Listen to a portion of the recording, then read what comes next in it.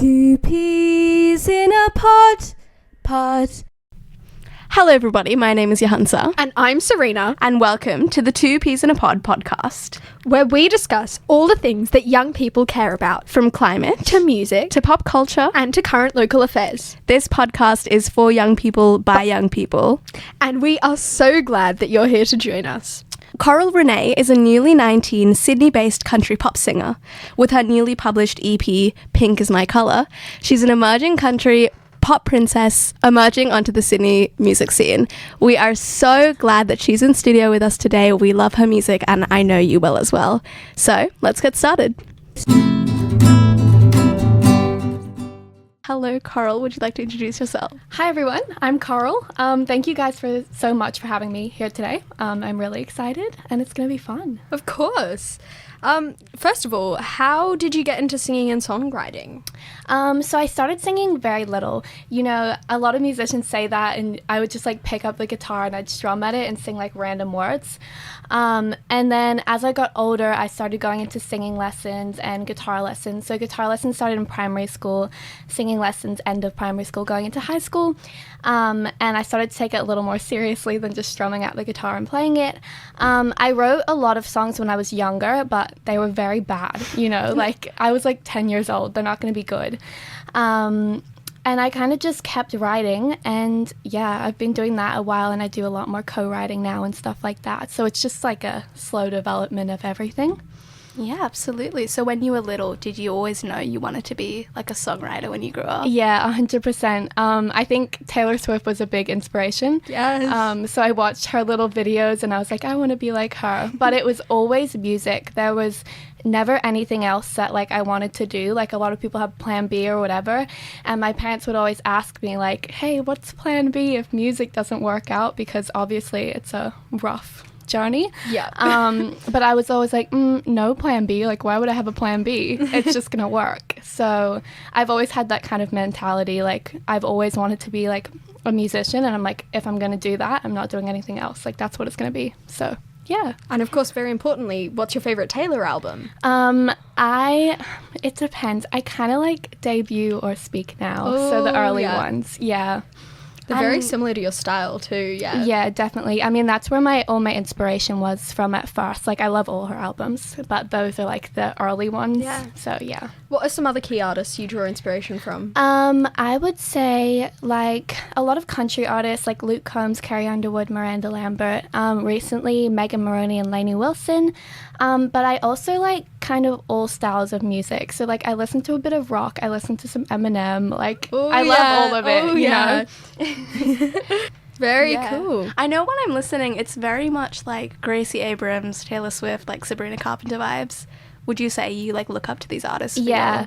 I really like Gracie Abrams and Sabrina Carpenter recently. I found them as they blew up, but that's okay. But I also really like other than their music, their kind of fashion and stuff like that, I really take inspiration from them on that level, and their whole branding and stuff like that. So. And you have got some very clear branding going on, especially today. You have come fully in pink. Yes. It's so good. It's so gorgeous. Yeah, thank you. Yeah, my branding's very pink, very sparkly. I always try to show up in it because then people recognize me. Yeah. Even though I'm not that big of an artist yet or anything, people still recognize the hair, which is crazy because I'm that's going to be really cool one day. Yeah. We will recognize her one day. The next Taylor Swift right here. Yes, in this studio right now. Let it be known that she started here today. She started before this, but she started way before this. Talking about your start, why country music? Did you grow up with it? I grew up listening to a lot of country music. I think Taylor Swift first. And obviously her first album was country. And then I started exploring it a bit more. But in terms of starting to do country music myself, I always played it, but writing it, not really at first. So throughout the beginning of high school, I was doing this really sad indie music, that kind of thing, and I would write a lot of songs like that. And I think that's a pretty standard way of getting into songwriting. You know, the sad emotion's kind of the easier way to write at first. But then I was going to Junior Academy of Country Music in Tamworth, and I realized I didn't have any country songs. And I was oh no, I should write a country song before I go to do this country program.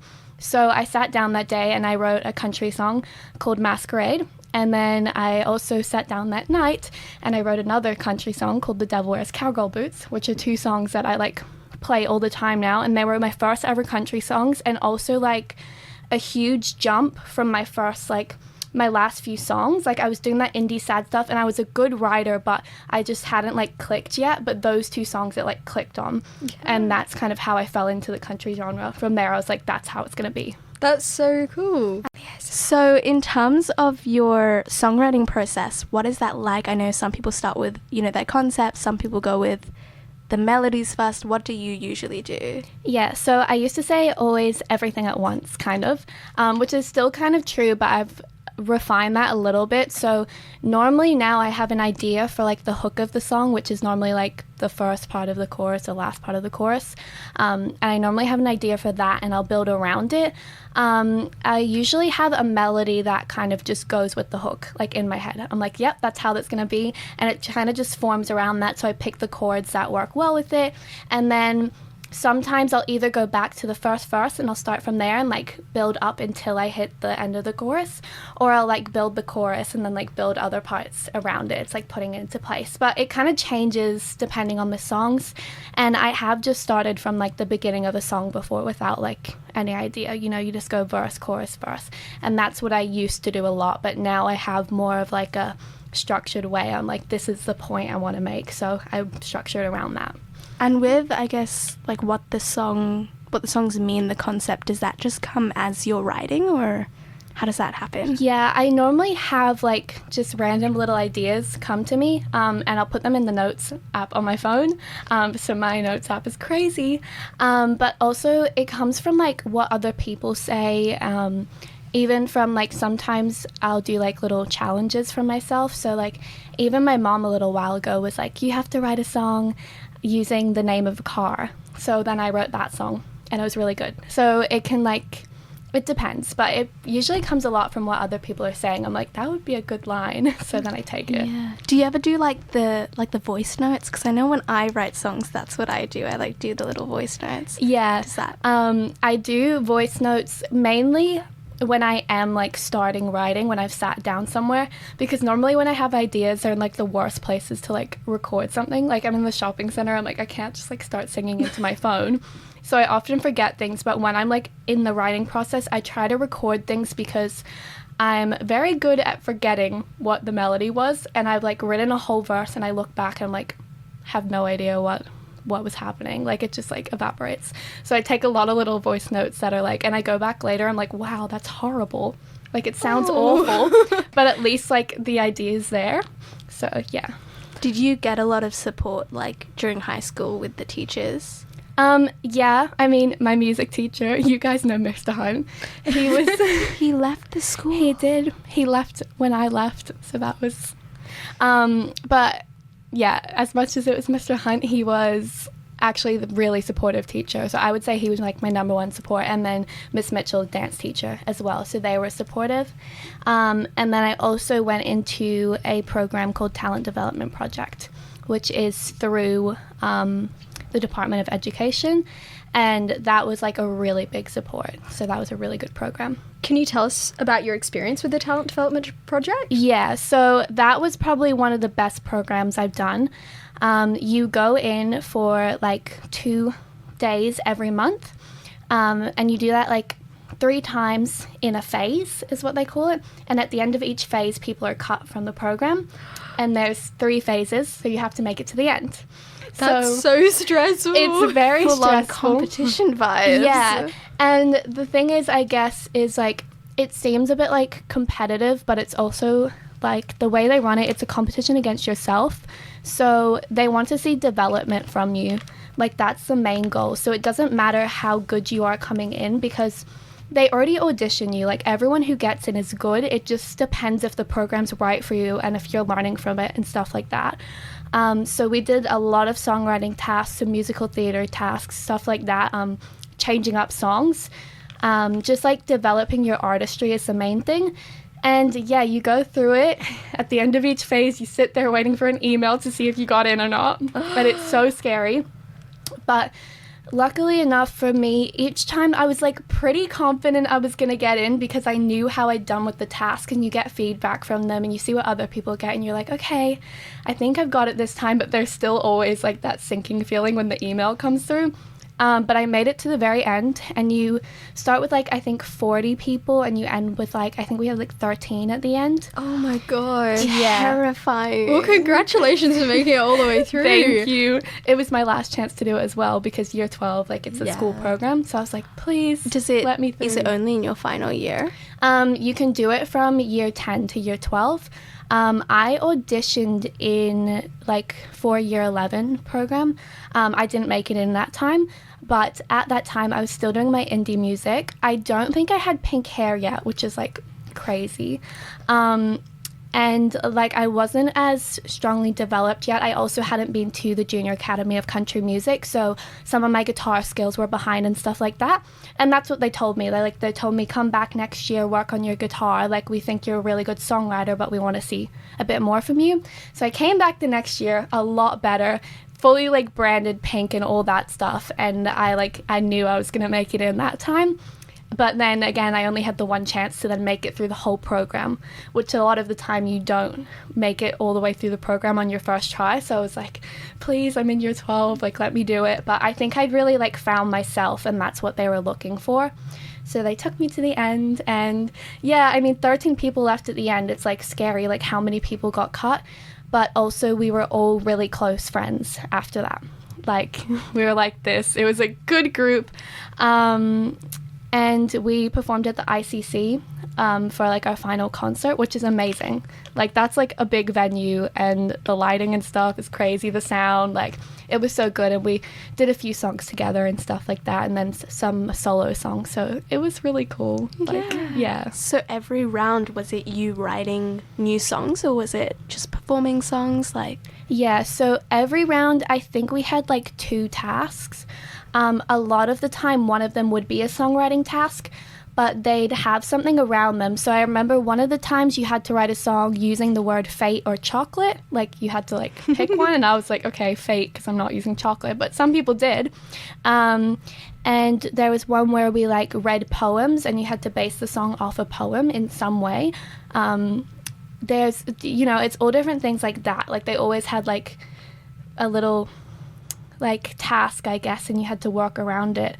One time we went to a museum, and everyone had to pick an artwork and base the song off of that, which I found that really tough at first, but I got through it. I ended up co-writing that song with somebody because I was like, help. What was the artwork that you ended up choosing? I ended up using a sculpture. It was a female body, and I wrote a song called Cover Up about it, which was about female empowerment, stuff like that. Very cool. It ended up working really well. But it was a scary task at first because there's so much to choose from. I just remember taking photos of everything, and I felt like that person at the museum who wasn't looking at anything, because we didn't have that much time either in there. So I was just taking photos of everything. I was not looking at it. I was like, I'll look at it later on my phone so that I can pick. And then the second task would usually be something else. Sometimes a cover that you change the genre, sometimes musical theater. One time we wrote poems. It was all stuff that related to music somehow, but it wasn't songwriting. Yeah. Hectic. That's really cool. So you did that while you were doing your HSC? Yes. What was it like balancing that? That would have been crazy. Yeah, I guess I kind of prioritize that over HSC. But I did well in my HSC. That wasn't an issue. I wasn't the type of person to go home and study, though. I'll be honest about that. I'm not a big studier. I absorb a lot in class, so I was very lucky with that. I would take that in, and then at home I could work on stuff like the talent development project. But it was also good to have something else, have a balance. So I was still dancing every day of the week, during HSC. So I just like to get out during the night, and school was at school, and everything else was separate. Yeah. That's so good. So you've recently just come back from the Tamworth Country Music Festival. Can you tell us about your experience there? Yeah, so this was my second Tamworth Country Music Festival. I really like it. You go there and all your friends are there. Like, everyone comes to this one thing. So you can walk up and down. There's the main street. It's called Peel Street. And it's just, like, you guys are from the city as well. So you'd know, like, going to a like small town like that, they're like, that's a big country town. I'm like, there's one street that everyone's on. Like, I don't get it. But is it the street where they have like the giant guitar? No, that's a little bit further away from everything, actually. Okay. Not that far. Like, literally, I was like talking to my mom because I was like, oh, like I went alone, so I had to drive myself everywhere, and she was like, nothing is more than 10 minutes away, and it was true. Like, every time I'd be like, I'm running late, and I'd look at my phone, it was like 3 minutes away from me, and I'm like, okay, cool, not running late. But yeah, Peel Street, it's like one big long street where all the shops are and stuff. All the shops. Not really all the shops, but you know. And that's where all the buskers play, and there's a few stages around there. So you can kind of just walk up and down it, and you see like 10 people that you know, like in like one round around it, and like people busking, just like seeing them like shopping. They have markets and stuff, so that's really cool. But this time I did a little bit of busking, but it gets very hot there, so I didn't book myself in for as much busking. I did some performances at some other venues and stuff like that, and some of my favorite stages, and it was really cool. It was good to be back. It was different than last time because I wasn't completely new.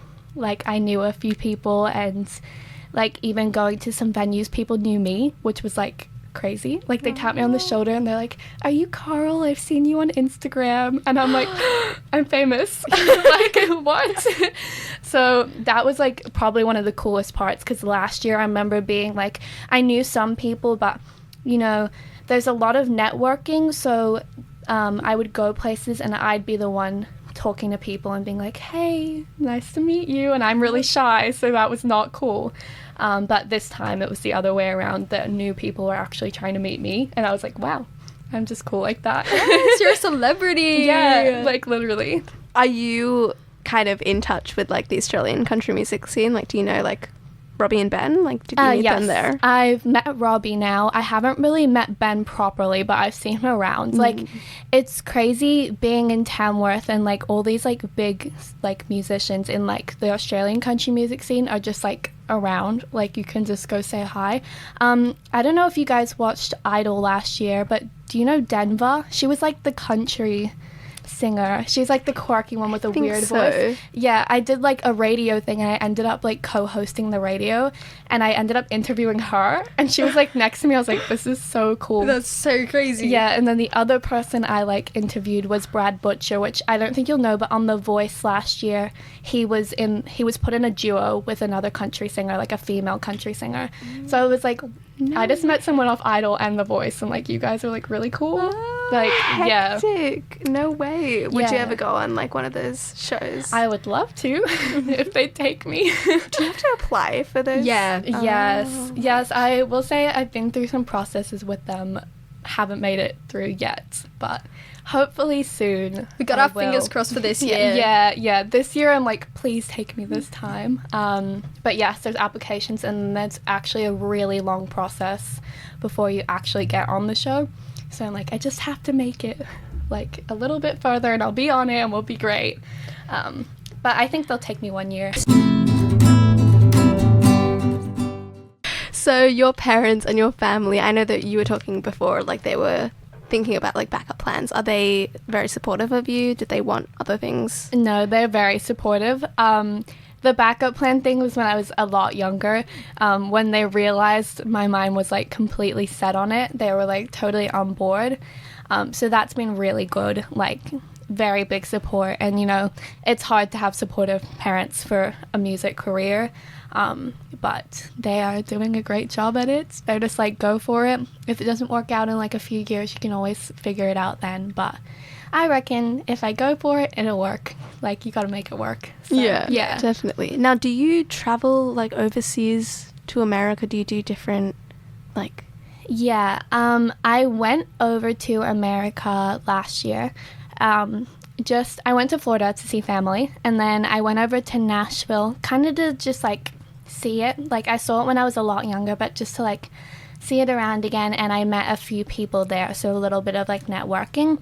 I played a little bit while I was there. So the Bluebird Cafe, it's like a super like famous venue. So I got in there and I played a writer's round, which is where you like sit 4 people in a line and you just like play your original music, and it's kind of like a conversation. So those were really fun, but it wasn't like proper performing. It was just like, I'm there, so like why not do a little bit. I would absolutely love to like tour, like something like that. I'm not quite there yet, but that's like a big goal, to kind of do a lot more stuff in America, because my country music, I do very like American country pop, like that's where my audience would be.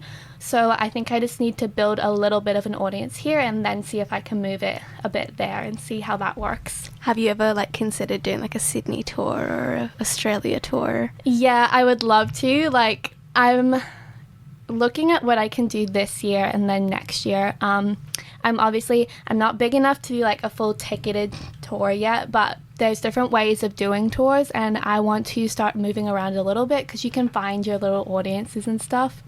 So we'll see how that goes, but yeah, that's something I'm still in like the planning stage of what I'm going to do this year. So looking at kind of touring around a little bit. Very cool. Now, do you have any pre-show rituals? Because you're a dancer as well, so how does that differ, like when you're singing versus when you're dancing? Yeah, to be honest, I'm pretty like careless. I just like go for it. Like, I don't know. Yeah, like sometimes I don't even like warm up. Like, I'm like so chill. No. I know. Coral. It's terrible, but like sometimes I just turn up places. I'm like, yep, I'll grab my guitar and I'll just do it. Like, it works fine, but not any really, rituals. I should warm up.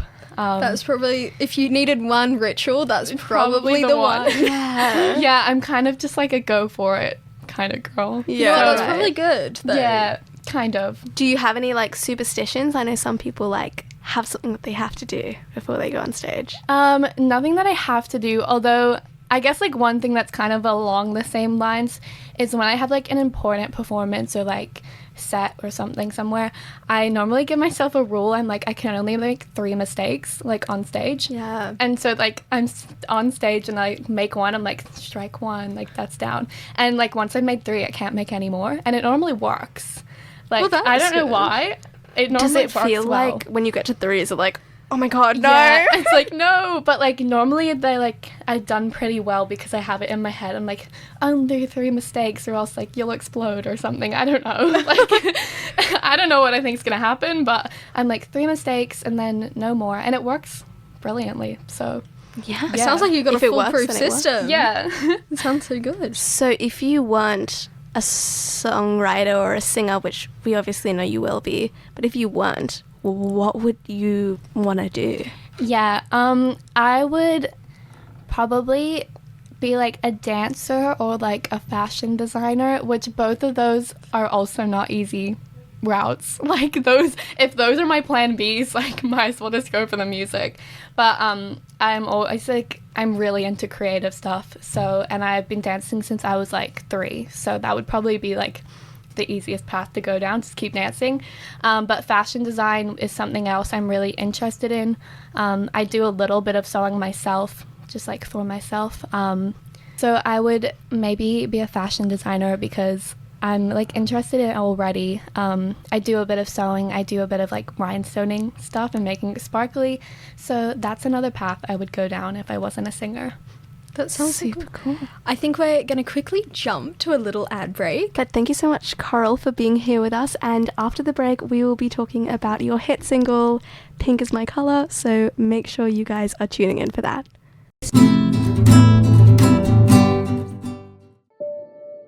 Does it really matter that I'm female? Does it really matter that I'm experiencing homelessness, am at risk, disadvantaged, vulnerable, or facing hardship? Does it really matter that I'm over 55? To the St Vincent de Paul Society, it does matter a real lot. Please help them, this year more than ever, as the Society especially targets these people.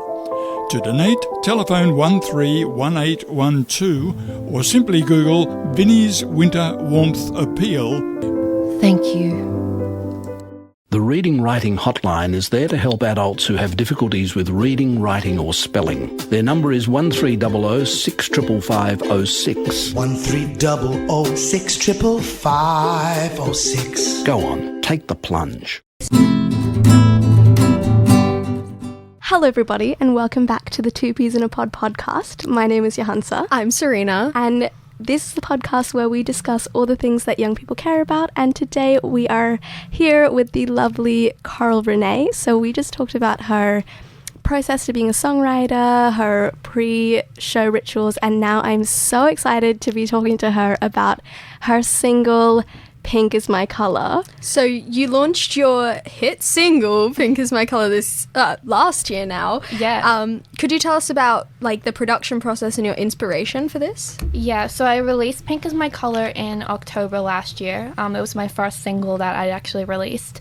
I recorded this one with a producer. His name is Simon Johnson. He does a lot of country producing and stuff like that. And I went into the studio with him and I had a full band. So basically what happened is I brought in some demos of like a bunch of songs and we showed it to the band, and then they just like messed around and they were like, do you like this? Do you like that? And I was like, yes. Basically every time I was like, hell yeah, it sounds great. But it's just like a big discussion of like what you can do with the music. And then they would put down their parts over like a blank vocal track, and then I went back and redid the vocals after on like a proper mic and everything. But it was really cool. Like I'd been in a studio once before, but it was so cool to be in there like just recording my stuff, and like it just like comes to life. So cool. Like literally one of the most amazing things I've done. But Pink is My Color. The inspiration for that, I guess, growing up, you know, like that thing that like pink is for girls and that it's like a color that signifies weakness or whatever. I think as a little kid, I really like believed that. And I pretended. I was like, no, my favorite color is blue, like whatever. And obviously that's not true. So a few years ago, actually, I keep saying a few years ago, I think it's like 3 years ago now or something. Wow. But I dyed my hair pink because I was like, let's do something crazy. And I realized that like pink for girls and pink being weak, I was like, that's stupid. And I wanted to like completely like show a different side to that, and that it can be like strong and expressive and stuff like that. So I decided to write the song about it, and then I kept dyeing my hair pink, and I changed into like the pink sparkly clothes and stuff like that, just to like show that you can be completely who you are and like express yourself. And that's like my main message with the song. Yeah, that's so beautiful. Fantastic. And it definitely comes through, like when you listen to it, you just feel like amazing. Like you just feel like, yeah, I can do anything. Like pink is my color. Thanks, guys. Yeah. And you also have another song, Live in a Country Song. So good, by the way. I love it so much. Thank you. Could you tell us about that song? Yeah, so I wrote that one for Talent Development Project. I'm trying to remember what the actual task was. I actually don't know what the task was, but I wrote that song using a bunch of my favorite like country song titles. So they're throughout the song. That's how I wrote the lyrics of it. And I recorded that one with TDP. So when we were in the last phase and there was only like, I don't know, 10, 13 of us left, we went into the Studios 301 in the city, and we all got to record a song each. And that was with Phil Antiquil, was the producer. He also works with TDP. So that was actually my first time in the studio, and that was really amazing too. Full band again. And yeah, it was great because I did that, and then a few weeks later I went into the studio to record like Pink is My Color and some other music while I was there. So it's like a prep to do like the big recording session. Yeah. And we actually hear you've got some new music coming out soon. Yes, I do. I have a song called Masquerade. It's coming out February 21st. That's actually like the first country song I wrote, which is kind of cool. But it's one that means a lot to me because it was kind of the first one I wrote, and because that's when everything kind of clicked for me and I like started to realize where my music was. But Masquerade, it's kind of the same message. It's just about being completely who you are. So the song's about a masquerade ball. It has a little bit of a romance aspect, but it's really just about not concealing yourself and like being completely who you are. That's so beautiful. Wow. Well, I'm so excited to give it a listen when it comes out. I'm so excited. Do you know what the launch date's going to be? Yes, February 21st is when the song comes out. And then February 23rd, I'm having a release show for it in Homebush. So that'll be fun. It's completely acoustic because I wanted, since the message is like being who you are, I wanted it to be like completely like stripped back and just like, you know, really authentic and like intimate performance. So it's completely acoustic. I'm just going to sit there with my guitar. I have an opener for me. Her name is Sephi. I met her through TDP. She's a really good songwriter, so she's going to open for me there. But yeah, it's in Homebush. Tickets are $15. Like, people should come. Where can we get tickets? Just like go to my Instagram at Coral Renee Music, or like Facebook or TikTok, whatever you use, and the link will be in the like bio there. So I was actually going to send it to you because I was like, we should go together. We definitely should. yes, you guys should come. Yeah.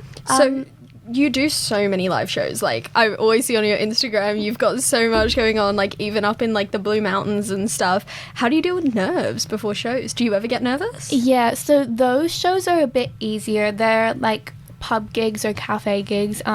Those are kind of the gigs that I find really easy because I just go and I like play some covers, maybe a few originals depending on the venue, but they're also longer. They're like 2 to 3 hours, so I've just got to like make it through the whole thing. I don't really get nervous for those ones now because I've done so many of them. The things I get nervous for would be like competitions or like stages and stuff like that, or festivals. I'll get a little bit nervous, but I've never been one to get like super nervous. Like, I'm never like shaking. It's like normally 5 minutes before I'm like, oh, I'm about to go on stage. Like, that's cool. And I'll get a little nervous, but as soon as I think you like start playing the song and you get through like the first verse or chorus, like you start to calm down and everything just like feels right again. Do you think your like long performance history with dance and everything helped that? Yeah, definitely. I'm used to being on stage, obviously, so that's a really good part of it, and I'm good at like moving around on stage now, like with my guitar and stuff. Like, I'm good at the performing aspect because dance taught me that. So yeah, that would be a reason why I don't get nervous. So if there are any like young singer-songwriters, you know, listening in, what advice would you give them? I'm listening to this one as well. Yeah, I would say find who you are. That's a big part of music. A big part, especially these days, is finding what's different to everyone else about you. There's a lot of people who do the same thing, and it doesn't have to be a giant difference, but you just need to find like what lane you sit in, because then people will connect with that. Be really authentic, don't like fake anything, and just like keep working at it, like just hard work. There's not enough of it, I've noticed, in the industry with musicians. People tend to think things will just be like just appear, but there's a lot of hard work that goes in behind the scenes.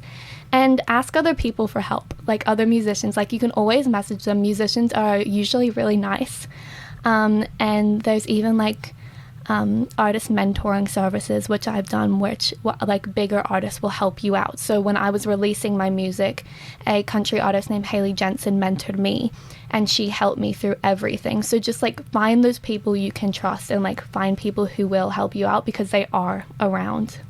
Now, with Pink Is My Color, you released a music video. What was it like filming that, being a part of that process? Yeah, that was probably one of my favorite things I've done. So Pink Is My Color music video was done by a group called Roaming Creatives. Now, they're actually like friends of mine. So I met a girl at Junior Academy. Her name is Lucy. And she's like one of my best friends now. But her mom and her brother do music videos, and they were just kind of getting started, but I knew they were really good. Her mom had a background of like wedding photography, and her brother, who's like my age, is like getting into videography and stuff like that. So I was like, they'll do good with this, and they're friends, so let's give them a go. And I came up with the idea for the video. I found the Pink venue, and I contacted them. I was like, please let me use this, and they did. And we found a store for like the first part of the video, and then the girl who was like the younger version of me, her name's Belle. She's like, I think she's 10 years old, and she's a musician as well. Like, she's in country music. Yeah, so I was like, she's the perfect person to involve. So I just gave them like the idea I wanted. We put together like a storyboard together, and then we just went for it. And we filmed that. It was quick filming, actually. It took an hour at the shop, and then at the cafe I had 3 hours. So it was like pretty speedy for like a music video. Yeah. But they were very good. We got it all done, and it turned out perfect. So they send you like a first cut of it, and they say, if you want anything changed, let us know. And I looked at it, I was like, nope, nothing, it's perfect, like, that's good. And I've done another one with them for Masquerade, so excited wait for that. Yeah, that one's gonna be cool. Can you give us a little spoiler of like what the visuals are like? Yeah, so is it a ballroom? No, it's at a wedding venue, an outdoor kind of thing. So there's parts of it in like a green kind of archway thing, if you know what I mean. And then one of those, like, I think it's called like a pergola, the round thing that's like outside. I know what you're on about. Yeah. So there's one of those, and I have a male dancer who dances with me in that part, so Masquerade. And then there's obviously the singing. There's also an aspect in the beginning of the video, like getting ready for the masquerade, like getting makeup on and stuff like that in my PJs, which was so comfy and like so fun to do. My friend Lucy gave me her room for that, so that was like perfect. Yeah. But it's really pretty video, like what they've done with the coloring and stuff. So they film everything, and when it comes up on the screen, I don't know the technical thing about it, but it's like gray, and then they basically color grade everything and they like put it all in. And my friend Josh, who filmed the video, he edits them, and I was sitting there and he like puts the color in it, and the like dark green of the trees against the pink and stuff, it's so pretty. Like, they did such a good job. So yeah. Is it almost like cathartic to see, like, to have a music video out now? Like, yeah, it's really cool. I actually I went to like look at it, and I like come up on Google now, which is like crazy. And like my music videos there and everything, I'm like a famous person. Yes, like, you know what I mean? So now I just go look at that sometimes. I'm like, I'm there. That's cool. But having that music video out is really, really cool, because it's like, it's one of those things where it's like very official. Like, even having music out and stuff like that, like, and coming up like online now, I'm like, wow, like I'm like actually a musician. Like, that's happening. So yeah, it's really cool. That's so cool. Now, we are unfortunately going to have to start wrapping up, but before we go, we have these 3 questions we ask everyone before we let them go. So, the first one, what is the greatest song or movie that has ever been released? Greatest song or movie? This is going to be hard. Oh my god. Okay, actually, movie, I'm obsessed with The Nightmare Before Christmas. It's so real for that. Yeah. So good. So, that's my little like goth side, I guess. I don't know. But I think that's like movie.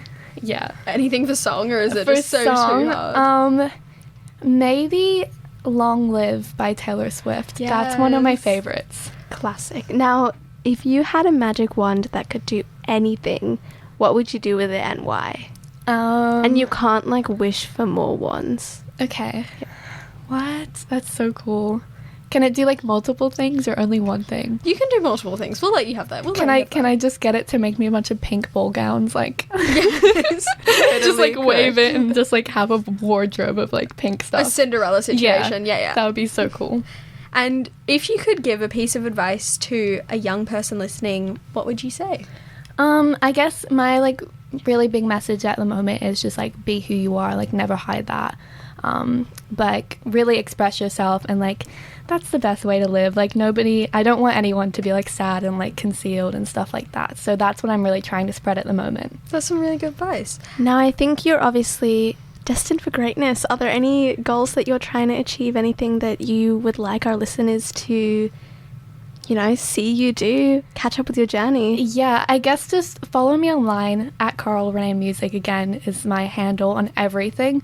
And then you can see when my music's coming out. Like, I'm announcing my song soon. You can pre-save, stuff like that. Like, that really means a lot. I mean, you on like Spotify for artists, you can see when people have listened, and a few people listen every day. I'm like, that is so cool. So just follow me online and like follow the journey. That's what means the most to me at the moment. So you've kind of already done it, but is there anything else you'd like to shout out, or Anyone you'd like to shout out? You guys, because you're cool. You guys are so cool to have me. But yeah, just like the song and the show I'm doing, like follow me online and have a look into those if people are interested, because I would love for you guys to like follow the journey super early on. Thank you so much. Well, thank you so much for coming in today. Well, thank you for having me.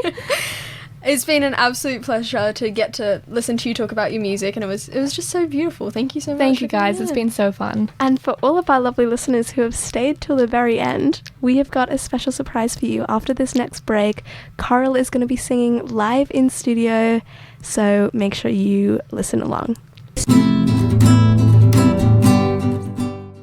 Alright, this one is called Masquerade. It's the song I'm releasing on February 21st, so you guys will get a little preview. And whenever I'm starting it, I always say that this one's just about not concealing who you really are.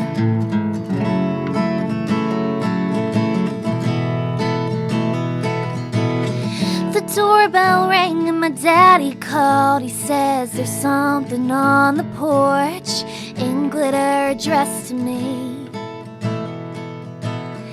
Mystery invite to a ball, conceal your face in black rhinestones, and the dress picked out by me.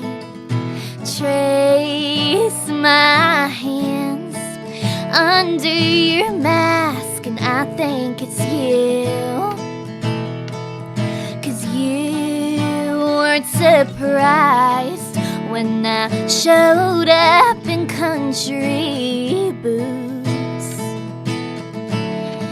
The masquerade, where I can't see your face, conceal away the scars, disguise my beating heart.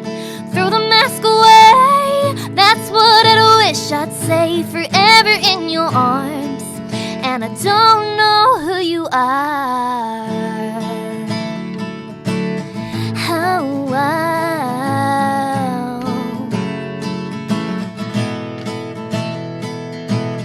we danced until no one was left. I laid my head upon your chest, and you walked me to the door. I waited as you drove away, hoping that you'd reveal your face, 'cause we're not there anymore. At the masquerade, where I can't see your face, conceal away the scars, disguise my beating heart. Throw the mask away, that's what I wish I'd say, forever in your arms, and I don't know who you are. Oh, oh, oh, oh, oh. And I'd run home every day, hoping for an invitation, a stupid masquerade that would never come. And I hope I'm good at guessing your name and address, 'cause I left you a note that I think you'd want. Meet me at the masquerade.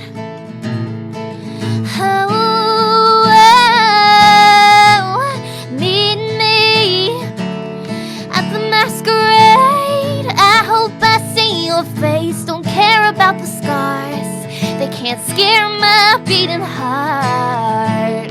Throw the mask away, you don't need it today, forever in your arms, 'cause I know who you are.